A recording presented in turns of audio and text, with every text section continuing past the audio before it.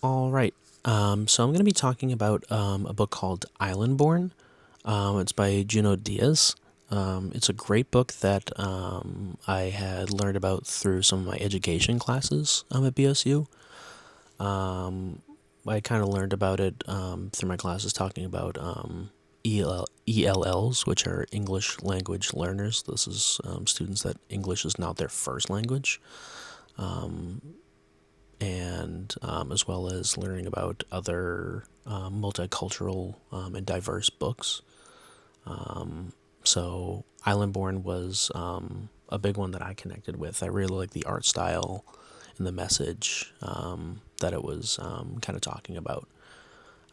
So I don't have the actual physical book, so we're going to go through just a YouTube read aloud that has the book on there. So this is Islandborn. It's by Junot Diaz. It says, every kid in Lola's school was from somewhere else. Hers was the school of faraway places. Mai was from a city so big that it was like its own country.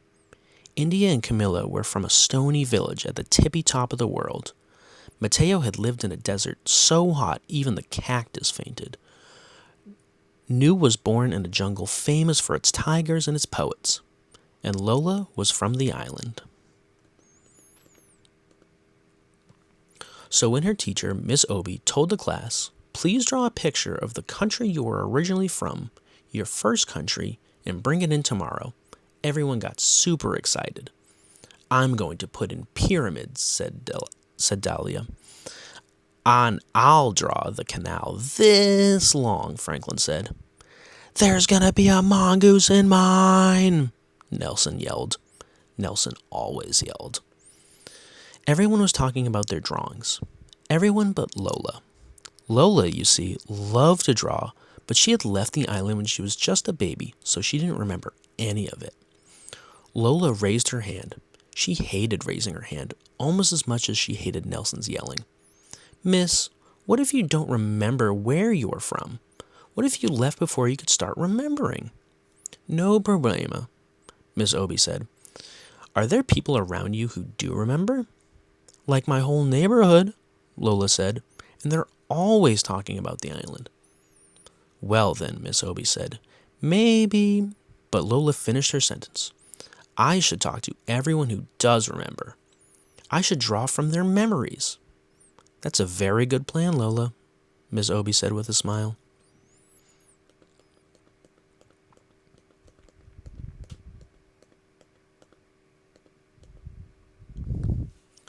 Lola started feeling better about the assignment, but then she saw all the other kids chatting excitedly about what they were going to draw, and it made her feel sad. Everybody was remembering their first home, even Nelson, who forgot everything.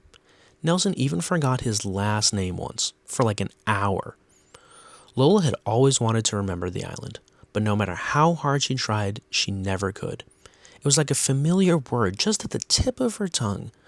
But instead of a word, it was an entire world. Lola closed her eyes and she tried to recall anything about the island, but nothing came up.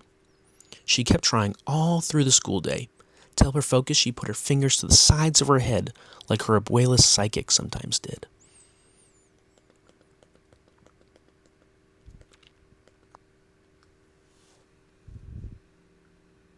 Are you okay? Her cousin Leticia asked as they walked home from school together. I have to draw a picture of the island, Lola explained. But I was just a baby when we left. Prima, you have to help me. I don't remember a lot either, except for the bats. They were as big as blankets, and they used to chase me at night. Blanket bats. Lola pulled out her notebook and began to sketch.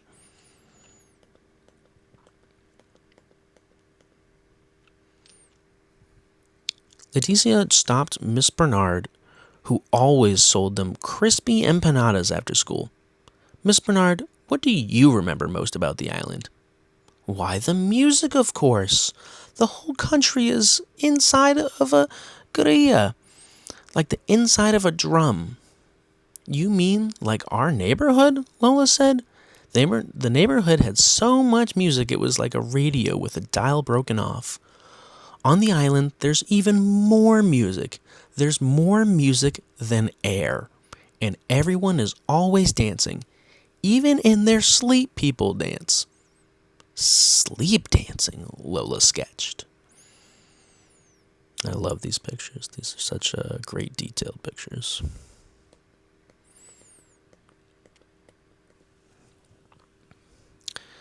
Leticia led Lola into the barbershop that her brother Jonathan owned. Lola has to do an assignment about the island. She needs to know what you remember most about it. Wepa, said Jonathan, laughing. The agua de coco. How wonderful it tastes when you drink it right from the coconut. Mr. Rodriguez sat up in his chair. And the mangoes that are at the size of your head and so sweet, they make you want to cry, Lola said. She loved mangoes. That's it exactly.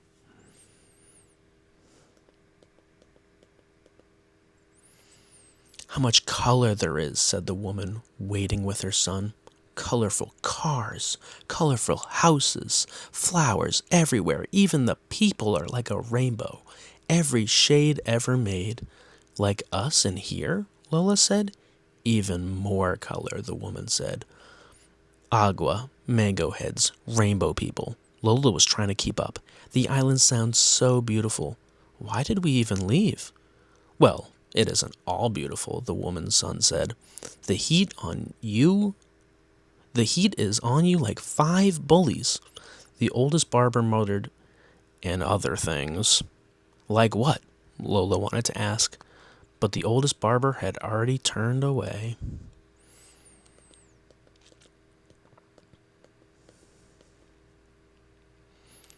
In the lobby of their building, the cousins ran into Mr. Murr, the superintendent. Leticia called out, Hey, Mr. Murr, can you tell us what you most remember about the island? Nobody cares about that old stuff, Mr. Murr grumbled. Just be glad you don't live there. Don't listen to him, Leticia said. Keep going and call me later if you need any help, okay? I will, Lola said. When Lola got into the elevator, she put her fingers on the temples and closed her eyes. Island, she called, like it was a cat. But like a cat, the island did not come.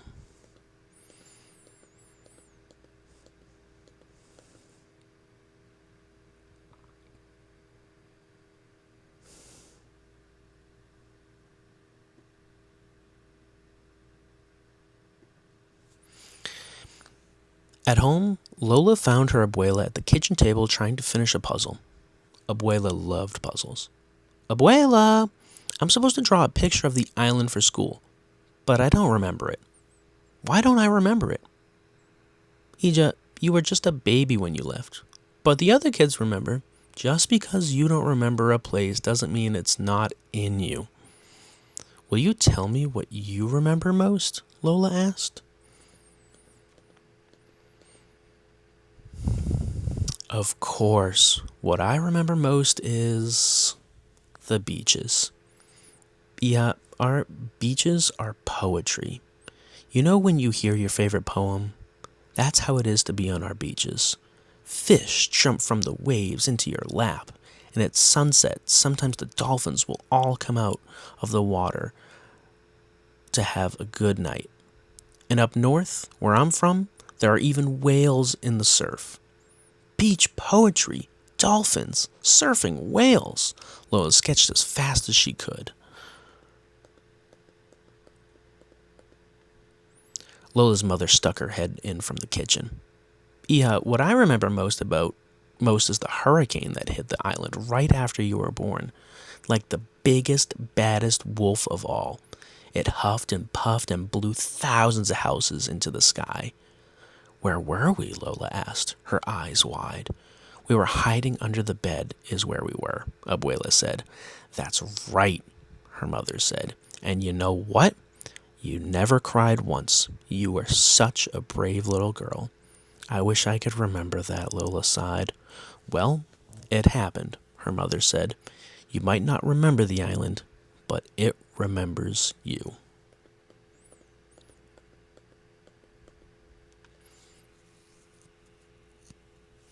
You should really talk to Mr. Murr, Abuela suggested.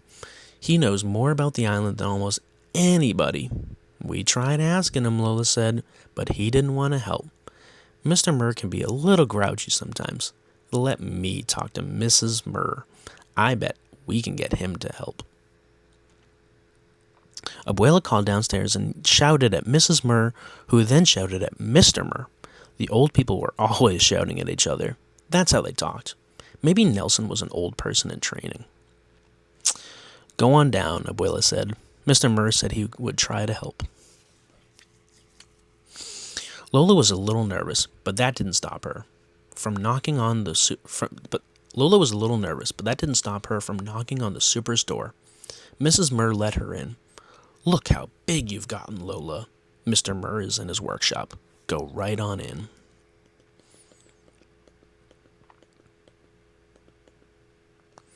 Mr. Murr looked up from the contraption he was fixing. Your grandma says you've been interviewing people about the island. Lola nodded nervously. Yes, sir. It's for a class assignment. What have they told you? She flipped through her sketches. Bat blankets, more music than air, fruit that makes you cry, beach poems, and a hurricane like the wolf. I see, Mr. Murr said. So no one told you about the monster? Lola's eyes go wide. She shook her head no. Even those who know don't always want to talk about him. Mr. Murr turned towards the old worn map he had on the island. Our island had been a beautiful place. It was when I was your age, and it is today. But even the most beautiful places can attract a monster. A long time ago, long before you were born, that's exactly what happened. A monster fell upon our poor island. For once, Lola's pencil didn't move.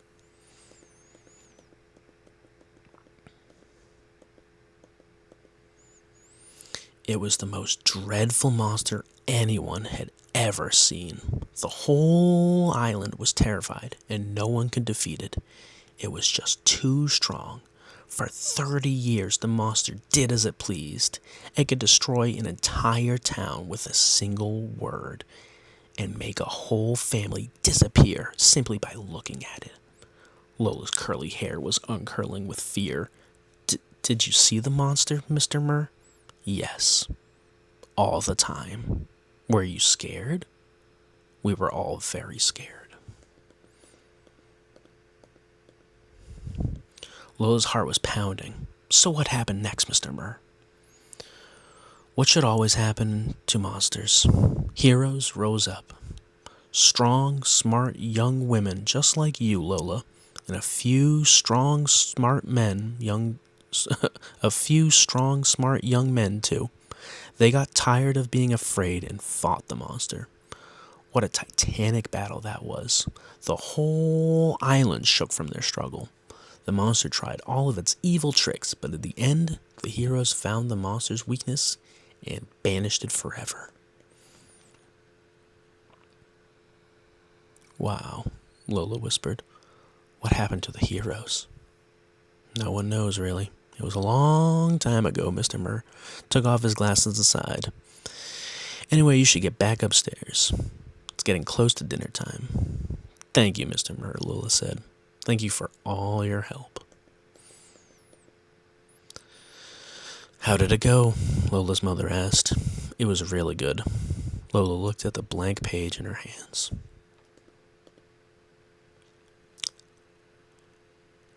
Lola spent the rest of the night drawing the island. She started out with one page, but she needed more room, so she added another page, and another, and soon she had a book. She worked through dinner, she worked in bed, and she was just finishing the last touches on the cover when her abuela came in to check on her. Abuela picked up a drawing of the final battle, and she got really still. Abuela, did you know about the monster? Of course, Iha. Why do you think so many of us are here in the north? Lola put out her arms around her abuela. You must have been so scared. Sometimes we were, her abuela whispered, but we were also brave. The next day, it snowed. Lola put on her scarf and boots and stuffed her assignment under her coat. Benedicion, mami. Benedicion, abuela. Benedicion, hija, they both called. Good luck. Mr. Murr was pushing garbage cans against the curb. Thank you, Mr. Murr. Slayer of monsters. He laughed. Good luck, Lola. Daughter of heroes. Oh, I love this book. In class, all the students were buzzing about their pictures. Nelson's mother had baked cupcakes for everyone, so it was like a little party. Ms. Obi hung the drawings on the wall. Now our classroom has windows. She said, anytime you want to look at one another's first homes, all you have to do is look out the windows. Then Miss Obi reached Lola's desk. So how did it go, Lola? Were you able to remember anything? I tried really, really hard, but nothing came. And that made me feel bad. But I realized I don't have to feel bad because even if I never set foot on the island, it doesn't matter. The island is me. Nelson snorted. That is so corny. It is not. Nelson, be nice, Miss Obi said. She and the other students gathered around Lola's desk. Nelson made sure he got real close so he could see everything. Lola suddenly got nervous. Go ahead, Lola, show us. Okay, Lola said. Taking a deep breath, she opened her book.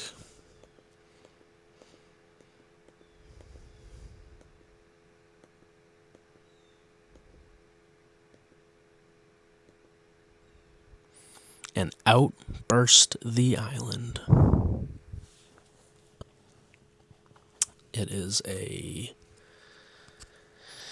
I love this book. It is such a great book that talks about, sorry, I'm a little emotional.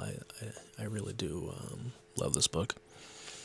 It's a great book that talks about, island life, Caribbean life. And it kind of talks a lot about, obviously, as you just saw, part of that Caribbean life is, migration.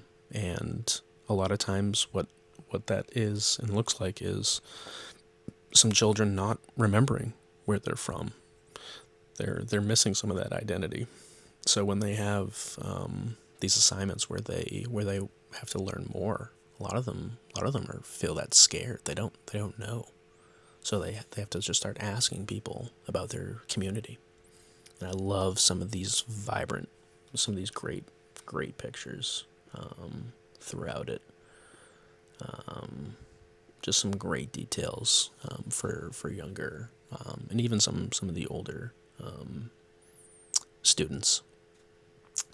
So I think this book does such a great job on talking about some of the that Caribbean life, that island life of just this mix of cultures. When you hear people describe it, it's these great memories. They talk about the great beaches of this poetry almost, and getting to experience that every day. They talk about the great music and the great colorful life. And one of the great questions that Lola asks is, if it's so great, I mean, this sounds fantastic. Why would we ever leave? And you get start to hear some of the reasons that people give, and we start to hear Mr. Murr's story about these monsters. And obviously there were never these real huge monsters, but there were these brave people that fought for, what those monsters represented. And there were these great brave people. I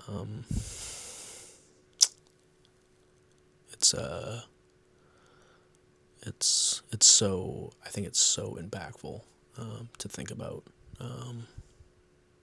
Just so many great elements. Things that we've talked about throughout this semester, whereas, that feeling of identity, and, just really connecting with this character going through this journey of, trying to find out what a place that they call home, trying to remember it and looked like, So you really, really feel for these characters, and I love the way it's written. That just each time she's sketching and writing down all these great things, and then when Mr. Murr is talking, she's so speechless that she doesn't write, anything. I just think this is a fantastic book that does such a great job talking about, that Caribbean life and just some of the deep